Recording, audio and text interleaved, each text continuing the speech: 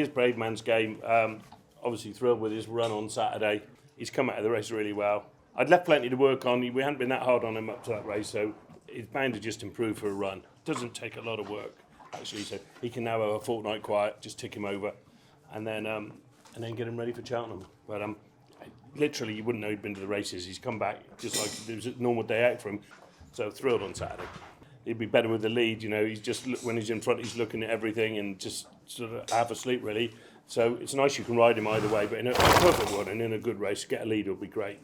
We wanted to do what we did before Christmas, ending up in the Cordo Star at Kempton. That was a fantastic race. I mean, the race in Newton Abbot fell in our lap, really, but I didn't really plan that at the start, but the conditions suited him. The ground was soft, so he won nicely. Then we went for a graduation chase at Adolf, which he did well. That was against older horses, both those races, but it was good tracks to run on. Obviously won at Kempton very nicely. Beating a very good horse in the horse, and then we went to Newbury on the route to winning the RSA, and when I sort of had it in my mind, I forgot it was a handicap, and it used to be not, non-handicap. But anyway, but I thought he was good enough to run. It's a limited handicap. We know how good he was, and it's proper. Geared up for Cheltenham now. He'll run on the Wednesday in the 3 mile race, unless the ground was very, very attritional. But hopefully it won't be, because I think 3 miles is his trip. That would be the plan. Hopefully go there in one piece and have a good chance. I mean, the Irish have got some fantastic horses. They'll be hard to beat, but I fancy my chances a little bit more than last year. And that, looking back last year, I probably was a little bit overconfident in that he was a finished article. But I still think he was a great big baby, and I think this year he's a stronger horse, and jumping fences obviously suits him. So I'd like to think we've got a live chance, but the Irish is still going to be hard to beat. I remember when we bought him Cheltenham Sale at Cheltenham at the festival. Obviously, I'm fairly busy with racing that day. It's a hard job to do it all. And Tom Malone kept on about this horse, and I think he took Megan off to have a look at it as well. And both Tom and Megan fell in love with the horse. And Tom said, well, look, we've got to buy this one.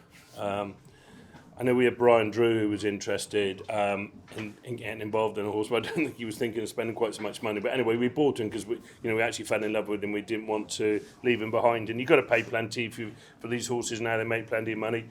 And Megan then knew John Dance quite well and got chatting to John, and he agreed to have a half of him. So actually, it's worked out really well. 2 great owners in it, really. Both love the game.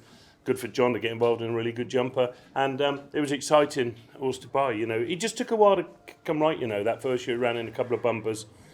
He was a big, weak horse, and his breathing wasn't great. So at the end of that year, we sorted his breathing out, gave him time, and the rest is history. Now he's just kept improving and improving. He's such a great character as well. This horse, you need him to be a laid back. He's your mate all the time. He eats everything.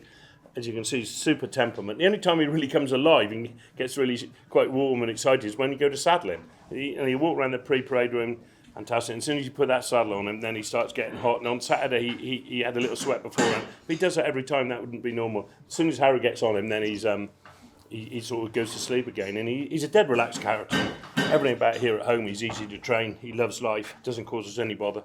So yeah, he's a pleasure to train.